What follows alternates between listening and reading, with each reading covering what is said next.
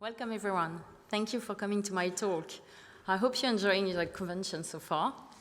The knowledge, the key learning, and my experience is actually truly global, but I'm sure that, as you can hear, my accent is very French. So, during this session, I'm going to share what I have been learning and the benefit of my experience to shed some light on how you can keep your game fresh and relevant through live operation. So my name is Véronique Lallier. I actually have more than 20 years experience working in our industry, marketing and publishing. I'm a core gamer and I was brought to this industry by passion. And as a little girl, I really wanted to contribute and do something great to bring more content and creativity into this industry. I work for many major publishers and developers in our industry. And I had the chance, actually, to launch, some of the video game biggest franchises, included Grand Theft Auto, Mortal Kombat, and work on greatest game franchise like Lord of the Rings, Lego, or Harry Potter. I have decades in experience in both, box product and digital, but also, more importantly, years of experience in game as service. And this is what I'm going to focus on today for this presentation.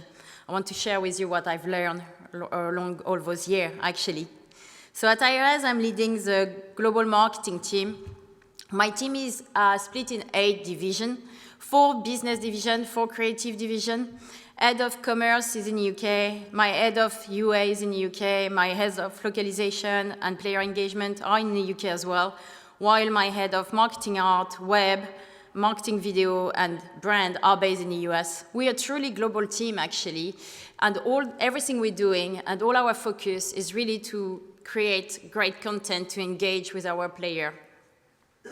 And we are actually playing really a key role in our content production and live operation at IRES. So the overarching takeaway is that in 20 minutes, you will understand the strategic role of live operation into your free-to-play games.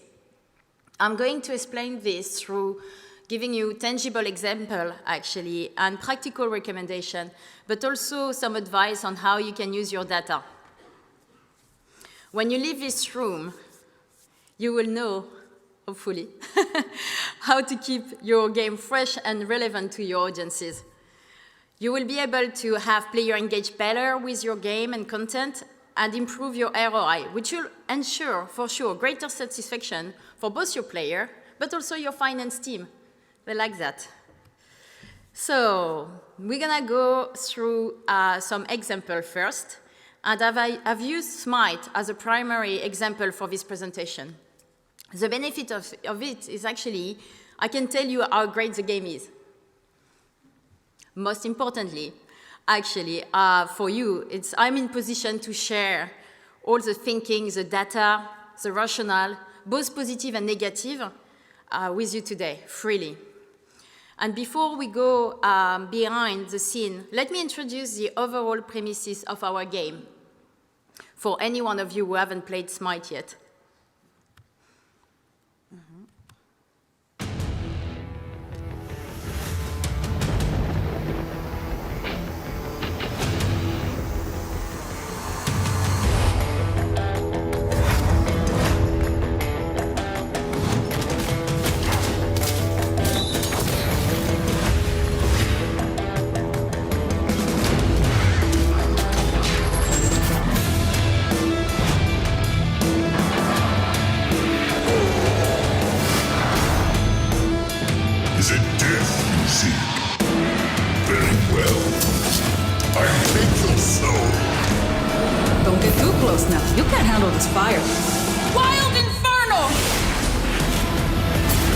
Transform you into something more useful. A cow, perhaps?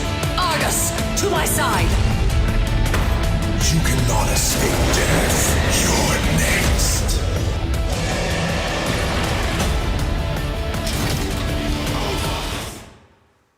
This is Smite. So we originally launched this game actually in March 2012, and it was launched as a third view MOBA.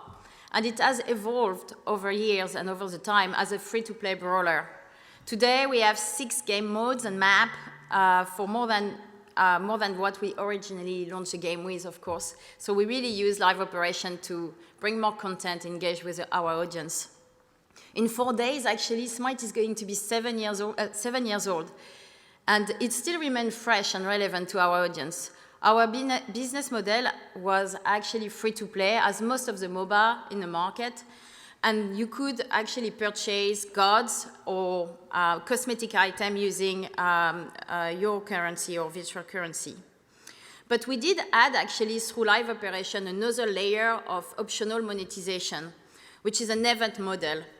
Player could take part to those events for free, but in order to unlock all the cosmetic items that were including with the event, they had to purchase the content. So I'm going to share with you a few examples of events that we've brought into Smite and explain you how it goes, how it went for us. So first, the adventure model. I really like this adventure because they are unexpected content. So we started to introduce adventure into Smite in 2016 with the Escape from the Underworld. Today, we've launched 13 in total. The length of those adventures is actually vary from 2 to 4 cycles. So a cycle being 2 weeks, so it's for 4 to 8 weeks, basically, the remaining game. The model is player can play it for free, as I say, but really, if you want to unlock everything, you need to spend some of our virtual currency name gem. So what is the content of those adventures? They are actually extreme changes into the gameplay. And I wanted to present 2 of them that we've done. The first one being the kart racer that we created. So it's the Apollo Racer Rumble. And I want to show you a video so you can see what it is exactly.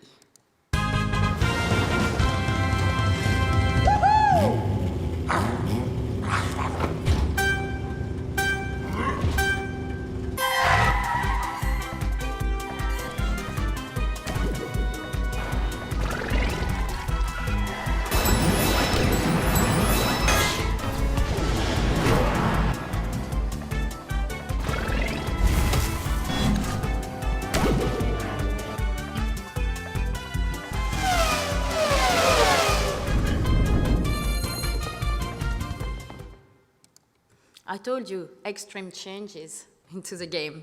So it's how we brought a MOBA, from a MOBA to a kart racer. Very interesting content, very unexpected. It's really purely passion project. At IRES, we're all gamer, and we were very excited to hear that Mario Kart will come on Switch. So we thought, like, hey, we should definitely do something cool for free for our users, and which is what we've done. This content was live into our game for 2 cycles, so 4 weeks. Another thing we've done, actually, is the dungeon crawler. And I think it's a quite interesting example as well, because it brought, again, different type of gameplay into our game. So the story behind the dungeon crawler, actually, is Travis, who is our executive producer at Titan Forge, which is a studio who's developing Smite. On his spare time, decided to create this dungeon crawler. And we actually launched the work is done on that. It was September 2016. And it was very successful. Our users were really engaging with it. So we decided to invest more time and create a deeper experience around those dungeon crawlers. And we launched actually the 3rd dungeon crawler into Smite in March 2017. And that was the Shadow over Herocopolis, which is the one I want to show you today.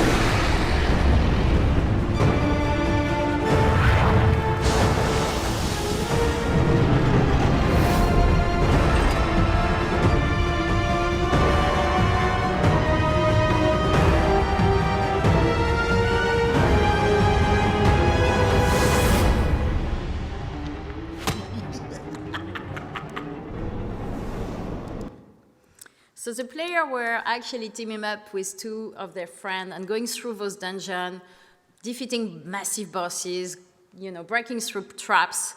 And it was really engaging for the user, and they actually started to do some speed run to see who were the fastest to actually free up Hercules, which has been taken by Loki. Very cool content, very different, as I said, completely unexpected and purely passion project. So very far from the original gameplay of Smite, and that's one of the applications of live operation, is creating different type of content. Some other type of event I wanted to introduce you to is the Odyssey. So the Odyssey is lore content driven, actually. We started with them in 2014, and since then, every year had an Odyssey launch. The length of the Odyssey is roughly 4 months, and as for any content, our player can take part for free, but in order to access to all the cosmetic items, they will have to purchase the bundle. I'm going to show you what we've done last year with the Era Odyssey, just so you get an understanding of what this is. Et voilà. Smite's biggest event of the year is back. Welcome to Hera's Odyssey. Hera's Odyssey begins where the last divine uprising left off. Ragnarok has ended. Hera has descended from Mount Olympus to survey the aftermath, as a new threat emerges to threaten all of the pantheons in Smite. Hera's journey is filled with quests and rewards you won't find anywhere else. Earn Odyssey points by completing quests and purchasing exclusive skins, and reach level 30 to unlock the all-new T5 Godslayer Ares skin. Once the Odyssey ends, you won't be able to buy Godslayer Ares ever again. New gods, new quests, new skins. Hera is ready to embark on the Queen's Odyssey. The only question is, are you? Good question. So the Odyssey actually is interesting model, because basically we use the existing gameplay of Smite, but we add quests for consumer to actually go through in order to unlock points to unlock the different skin. Again, they can take part for free, but in order to unlock all the content, they will have to purchase some of the bundle and the Odyssey. And one of very interesting mechanism in the Odyssey as well is basically the ultimate goal for our players to get the tier 5 skin, because that's the most valuable skin we have in game. And in order to get it, you need to play through the Odyssey. And something as well we do to really engage with our user base with the Odyssey and with the content we're bringing into the Odyssey is actually they get to vote which god we're going to create the tier 5 skin for, and then they get to vote again on the look and feel of this tier 5 skin. So it's really truly engaging our content, engaging our user with the content we're creating, and creating this very strong bind between us. Another example I wanted to show you, and I will finish the example phase of this presentation, is what we've done around esport. It's very relevant for Smite, because Smite is an esport game, but it's not maybe relevant for all the game out there. But I thought it was interesting for me to share that with you. So basically, in Smite, we created a season ticket. We introduced the season ticket to the game in 2015 for the season 2. It's actually a way to really tie up what is happening in real life in your esport to your game. This season ticket is a very large piece of content. It lasts actually 12 months for the entire season. I'm going to play you a video to explain you what it is. A new season of Smite Esports means a new season ticket. This year's season ticket is better than ever, with new ways to earn rewards and rep your favorite Smite Pro League teams. Purchase a season ticket split pass to immediately unlock a limited skin, double fantasy points on all games played, and extra quests that reward bonus fantasy points. Plus, you'll unlock the ability to vote for your favorite Smite Esports teams and can earn even more fantasy points. The more fantasy points you earn, the more rewards you get. Players will receive chests, skins, emotes, and more based on the total number of fantasy points they've earned over the course of the season. Plus, players can now spend their fantasy points in the new season ticket store to unlock some exclusive skins or some sweet recolors. If that wasn't enough, we've introduced Smite Pro League team badges to Smite this season. Each team badge immediately rewards 700 fantasy points, and when you have a badge equipped, you can earn points to unlock more rewards just by playing. Want to show your support for the current Smite World Champions? Pick up the United badge and earn a team avatar, ward, and HUD theme for your favorite team. Or maybe you prefer the 2-time world champs, NRG. Either way, there's a badge for you. So it's a very interesting concept because basically it helps you to get your player engaging with your esports season, and also it also helps them to really reward their favorite team. Something interesting as well is we use some of the revenue generated by the season ticket to fund some of the cash prize for the Smite World Championship.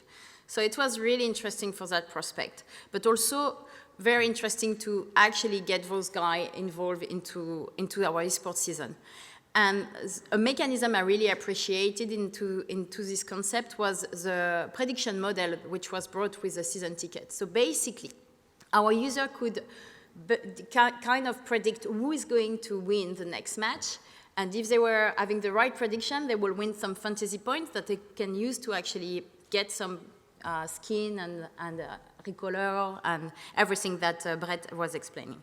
So it's actually a very cool concept because it really engaged our player into our real season. And it was very successful for Smite because, as I said, Smite is a very strong esport game. But of course, it only worked for esport game. So that's the end of the example. So now let's talk about money. So the number and KPI. And I'm gonna actually to explain you what we've learned from those different events and what worked for us. But before going into the detail, just wanted to give a little bit of caveat into KPI and ROI. So LiveOps is about taking risk, as you can see. We launched a kart racer for Smite. And it's really in view to create engaging and relevant content for your audience and to create a strong connection with your audience.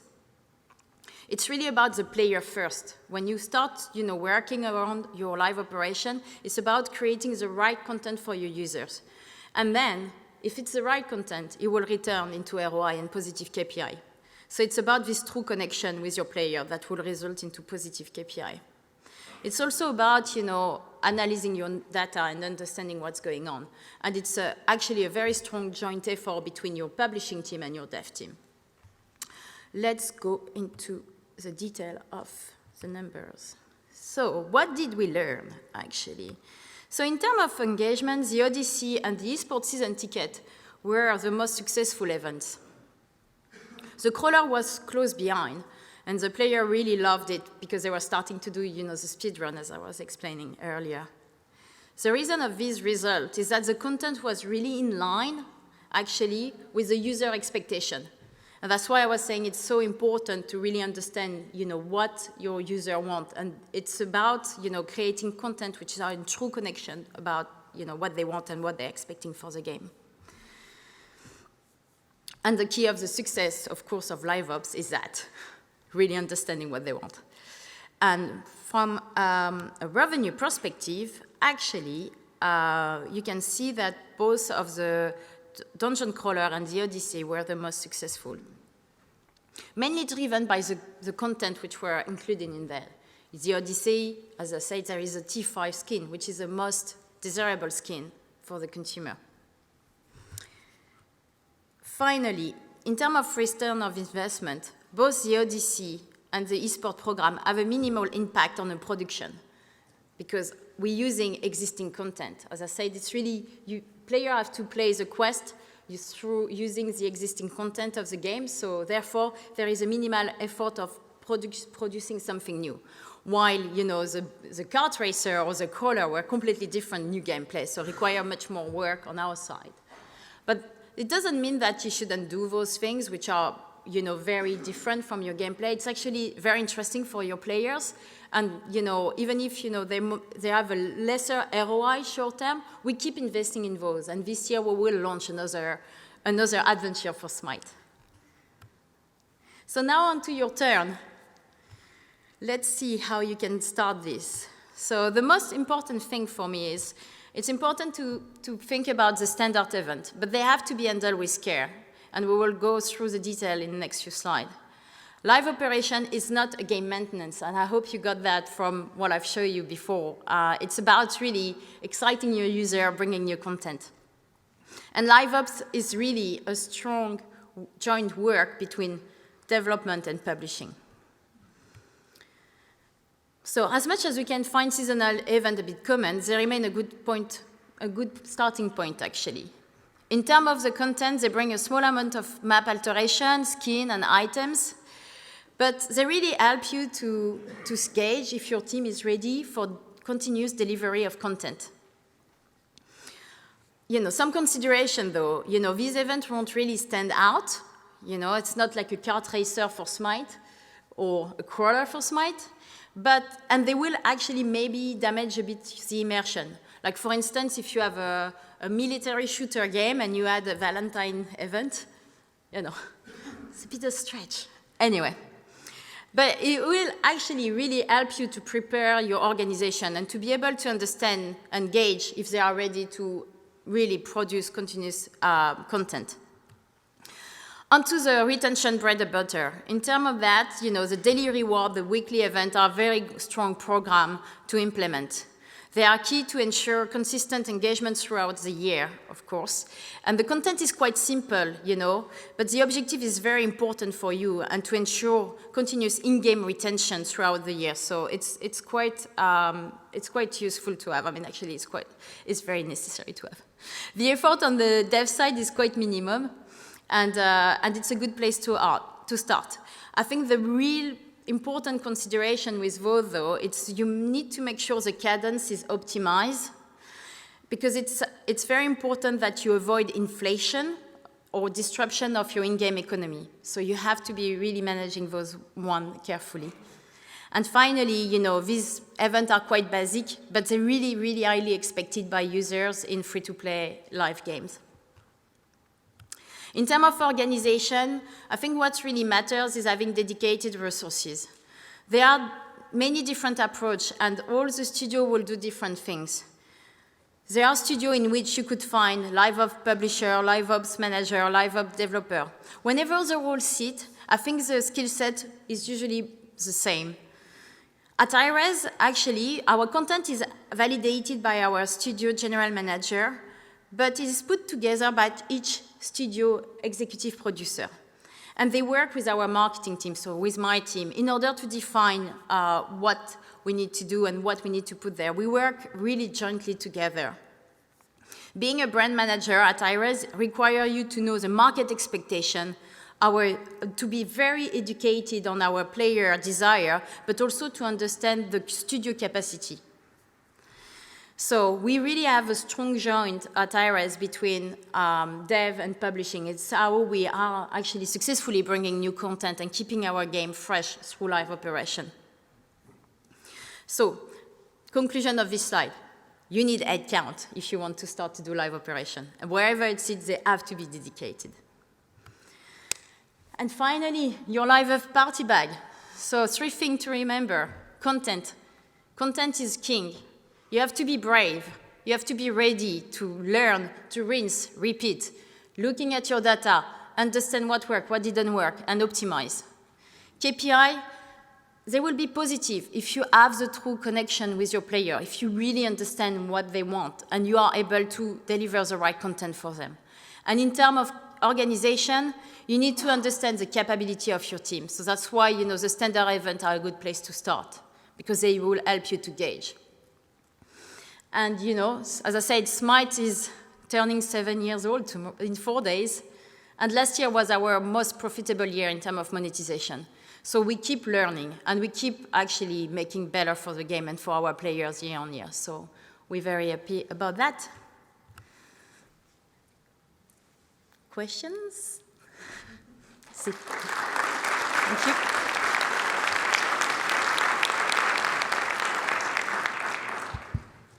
Hello, thank you for an awesome presentation.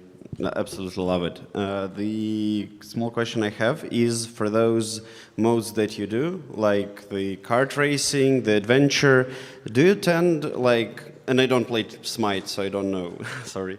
Do you tend to keep them for longer periods of time or return them, or they stay as 1, 2, 4 week activity and they go back and they go away and never come back? So you want to know how long the adventure stay in the game. So it's really varied, but it never come back. So basically the racer was live for 4 weeks, the crawler 8 weeks. if it's a very successful type of adventure, we tend to reproduce them and we take our data, we learn from it, and we improve it. And that's why for the Dungeon Crawler, we launched 3 different iterations. Because each time we've learned, and we've learned in the meantime, and improved them in order for them to be more relevant and better for our players. Okay, thank you. You're welcome. Hi, thanks. Where are you? Don't see you. Hey, hello. So, hi, thanks for the talk. It was amazing. So the question that I have is, how large is your live ops operations, so live ops team, versus how much, regular new game development? So how big is it? How many people do you need to do that scale of It's live ops? actually we don't have a very split team. We're all working together. So we working on new content, but actually live ops it's new content. So it's the same team, Okay. So we have we have a different studio who create new games, and we have our studio who have live games who create new content, and that's what they're doing most of the time. And my team is really in charge of helping the studio to analyze, how our consumer and our players engage with the content and tell them, okay, this was very successful, they want a bit more of that, a bit more of this. And we work together as a team, so it's a joint effort. So you do maybe just have like a estimate, just like your team, maybe how many people? So my team, it varies because we're very agile. So at the moment, we mainly focus on our live properties, so on Smite, Paladin, and Realm. So 100% is working on creating content for this game at the moment. All right, thanks.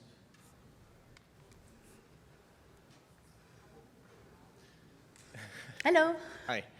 So my question is, in a competitive PvP game like Smite, obviously strong matchmaking pools are very important for good gameplay. So are there ever any concerns that if you make too good of an event mode that it might pull players away from the core gameplay and cause a problem?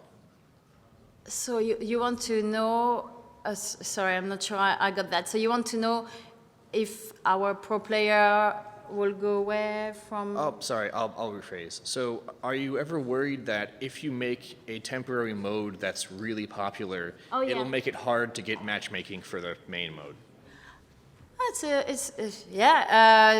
No, I don't think so, because those temporary modes are actually temporary. So people will go in, join, and play, and then play other game as well. So we don't see a problem with matchmaking. We have a big enough user base with Smite actually. So after that, when you play highly ranked, usually most of the time those guys remain playing ranked, and they don't really play those content, which are more adventurous, which are more for, I guess, the more casual audience than, the super hardcore pro players. Cool, thanks. You're welcome. Hi, thank you for your presentation. Okay. Oh, sorry. Very quickly, you mentioned that it is important for you to take risks in introducing new mechanics and modes, but also to gauge player reaction and interest in something. How do you balance between these two when you start to think about a new feature? So is it something that happens between the team internally, and you try to think of something that you yourselves like playing? Yeah. So the way we choose the content and how much we do very crazy content versus more normal content for the game is really driven by the passion. So we discuss a lot. I mean, of course, we always talk a lot, and we get excited because we're all players. So there is a game mode or something that we get really excited about, or a type of game we're playing all together, and we just go like, yeah, let's lean in. That would be awesome for Smite. And it's really like teamwork. So we decide and we discuss, and this is how we make the decision of, okay, let's do this adventure because we think it's the right time. That's what our user wants. That's what the player wants at the moment. The market wants that.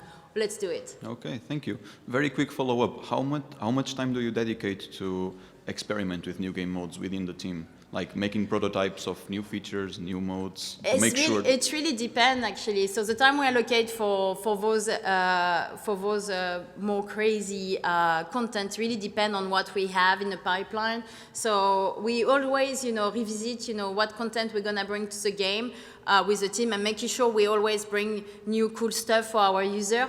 But it's always based on the time. It really depends, actually. It's really based on what we have in the pipeline and how excited we are about this new content. So the adventure are purely passion projects. So it's really like the one we just go like, we have to do it. We drop everything else. We have to do it. But we still make sure whatever we promise to our user, we still make sure we're still doing those things as well. All so right. they don't get disappointed, of course. Of course, great, honest question. Thank you very much. Yeah, you're welcome. Thank you, guys. Thank you very much.